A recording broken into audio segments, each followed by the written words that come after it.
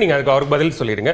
இங்க பார்வை மாற்றுத்திறனாளியான ஒரு ஆசிரியரை விமர்சிக்கவும் அவமதிக்கவும் மாணவர்கள் மத்தியிலேயே ஒரு துணிச்சல் அந்த பேச்சாளருக்கு எப்படி வந்தது?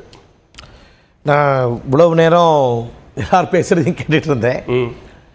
கடைசியாக ஒரு தோழர் சொன்னாங்க, 2 குரல் சொல்லுங்க, நல்ல குரல் சொல்லுங்கன்னாங்க. அவர் மகாவிஷ்ணு அவர்கள் என்ன குரல் சொல்லியிருக்கணுங்கிற 2 குரல் சொல்றேன்.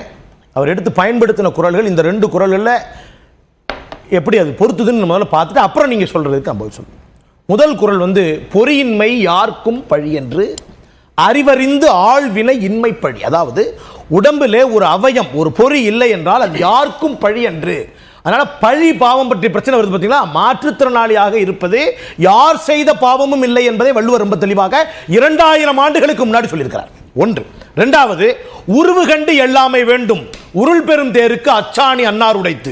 உருவ கேலி பண்ணக்கூடாது, உருவத்தில் பெருசு சிறுசு கிடையாது, அது மாதிரி பற்றி பேசுறது என்பது தப்பு என்பதை மிக தெளிவாக, அதாவது உருவு கண்டு எல்லாமே வேண்டும், straight away it is a command. அப்போ எதை எடுத்து எங்கே பேசணும்? அப்ப இந்த மாதிரி ஒரு ஆள்கள் மாற்றுத்திறனாளிகளை பற்றி என்ன வேணா பேசலாம், அவர் பண்ணிருக்கிற சோஷியல் டேமேஜ் என்னங்கிறத ஆழமாக புரிந்து கொள்ளாமல் அதை ஒன்று மாத்திரம் அப்படியே விலக்கிட்டு போயிடுறோம். இன்னைக்கு மாற்றுத்திறனாளிகள் குழந்தை எவ்வளவு ஒரு காம்ப்ளெக்ஸான விஷயம், அதை பற்றி எதுவுமே புரிஞ்சு கொள்ளாமல் எதுவுமே தெரிந்து கொள்ளாமல் பாவம் பண்ணதுனால தான் அப்படி வந்துட்டோம் அப்படின்னா அது எவ்வளவு பெரிய டேமேஜை உண்டாக்கும், எவ்வளவு மன தாக்கல்களை உருவாக்குது.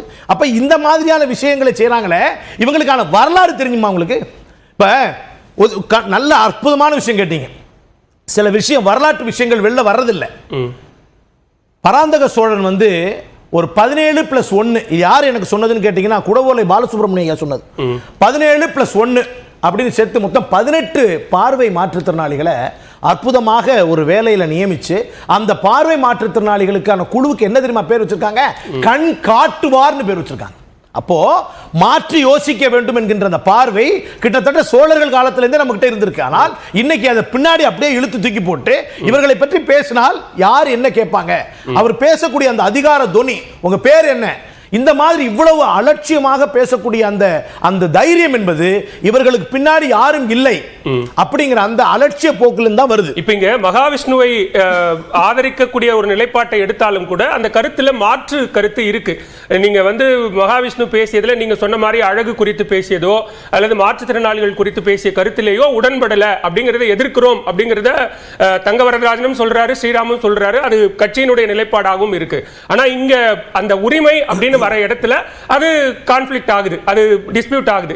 இங்க என்ன எஸ்எம்சி மாதிரியான பள்ளி மேலாண்மை குழு மாதிரியான அமைப்புகள் மூலமாக அவர்கள் உள்ளே வருகிறார்கள். அவருடைய பின்னணி குறித்து ஆராயாமல் சில ரெஃபரன்ஸ் மூலமா உள்ள வருகிற போது இப்போ வந்துட்டாங்க, பேசிட்டாங்க, அது தவறுன்னு தெரிஞ்சிச்சு, நடவடிக்கை எடுக்கிறோம், அவங்க மேல வழக்கு பதிவதற்கான சாத்தியக்கூறுகள் என்ன இருக்குன்னு பாக்குறோம்னு சொல்றாங்க. இது சரிதானே? சரியான போக்குல தானே நடவடிக்கை போய் எனக்கு தெரிஞ்ச என்னன்னா the damage is already done. நம்ம இப்ப போக போறோம்ன்றது ரொம்ப அற்புதமான விஷயம். நாங்க கூட இன்னைக்கு சென்னை காவல் ஆணையரகத்தில் கம்ப்ளைண்ட் கொடுத்திருக்கோம். அது மாற்றுத்திறனாளிகள் உரிமை சட்டம் சரத்து 92 மேஜர் ஆர்டிகிள் செக்ஷன் 3 இதுக்கு கீழே இது ஒரு வன்மையாக கண்டிக்க ஒரு விஷயம். இது ஆன்டி டிஸ்கிரிமினேட் பண்ணிருக்கிறார் எல்லாரும் முன்னாடியும். அதாவதுங்க பப்ளிக் வியூல ஒரு மாற்றுத்திறனாளியை கொச்சைப்படுத்தி, அதாவது மாற்றுத்திறனாளியாக பிறந்தது பாவம் பண்ணாத அப்படி பரப்ப அப்படின்னு சொன்னதை எதிர்த்து ஒரு மாற்றுத்திறனாளி எழுந்திருச்சு பேசுறாரு. அது பப்ளிக் வியூல எல்லாரும் முன்னாடி அவரை அதை ரொம்ப கொச்சையாக பேசியிருக்கிறாங்க. அது எல்லாரும் என்ன பெண், அதாவது அந்த ஆசிரியர்கள் எல்லாரும் சாதாரணமா பேர். அதாவது நான் அந்த தேவன் மகன் படத்தில் ஒரு செய்தி ஒன்று வரும், அதை நான் மறுபடியும் சொல்லுவேன். என்னன்னா அந்த பெண் ஒருத்தங்களுக்கு திருமணம் ஏற்பாடு பண்ணியிருப்பாங்க. அவர் அந்த கல்யாணம் செஞ்சிருக்கணும்னு நினைச்சிருக்க போயிடுவார், ஓடி போயிடுவார்.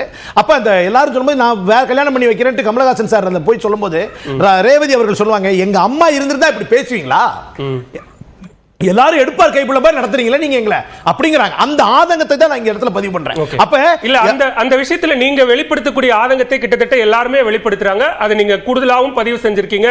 அவங்க மேல நடவடிக்கை எடுக்கணும், அந்த அமைப்பை தடை செய்யணும்ங்கிற அளவுக்கு நீங்க கோரிக்கை வைக்கிறீங்க.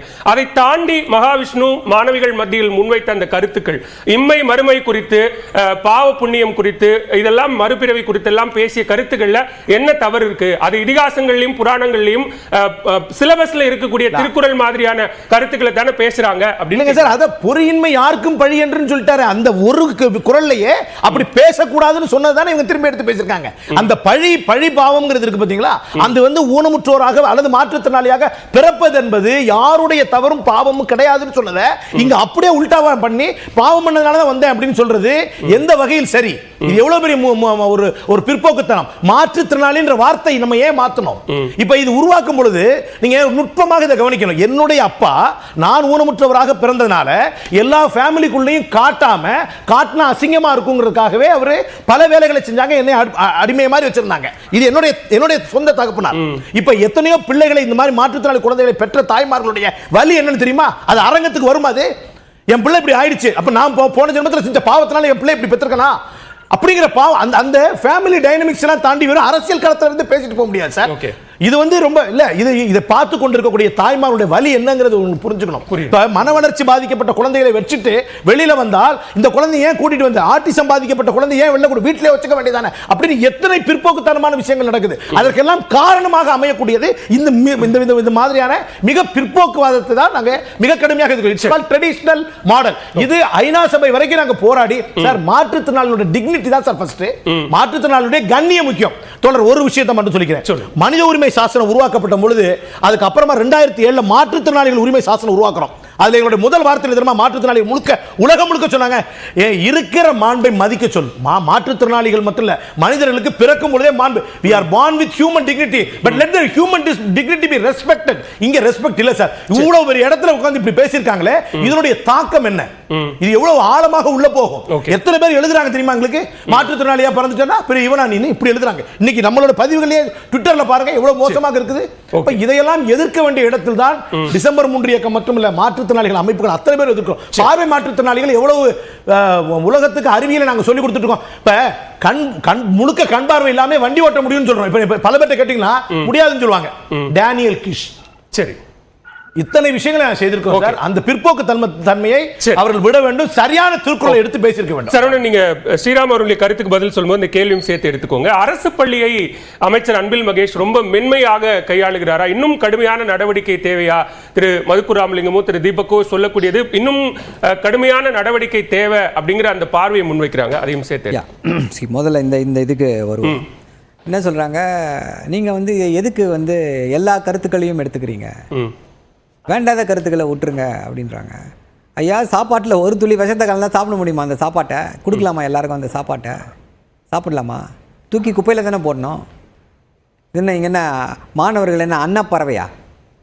தண்ணியை விட்டுட்டு வெறும் பாலை மட்டும் எடுத்துக்கிறதுக்கு என்ன? அதுதான் சொல்கிறேன். இந்த பிற்போக்குவாதிகள் எப்படிப்பட்டதை கட்டமைக்க முற்படுகிறார்கள் அப்படின்னா, அந்த ஒரு மதம் அப்படின்னு சொல்லி வந்துருச்சு அப்படின்னா அவர்களுக்கு எதுவுமே அவர்களுக்கு தெரிவதில்லை.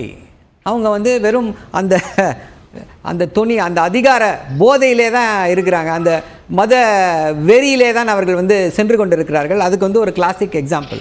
இப்போது இதே பிரசங்கம் அவர் சொல்கிறாரு, அவருடைய கருத்து அது, இது இவங்க சொல்லியிருக்காங்க அவங்க சொல்லியிருக்காங்க அப்படின்றாங்க. அதை அவர் எங்கே வேணால் போய் வச்சுக்கிட்டோம். வெளியில் எங்கே சொல்லியிருந்தாலும் இது பிரச்சனை கிடையாது. ஏன்னா அங்கே செல்லக்கூடியவர்கள் அது யாராக இருந்தாலும் சரி, மாணவர்களாக இருக்கட்டும், குழந்தைகளாக இருக்கட்டும், யாராக இருந்தாலும் அவங்களுடைய ஓன் வில் அண்ட் விஷில் போகிறாங்க. ஆனால் ஒரு பள்ளியிலே இதை போல நடத்த முடியுமா அப்படின்னா அந்த கேள்வி கேட்டார்.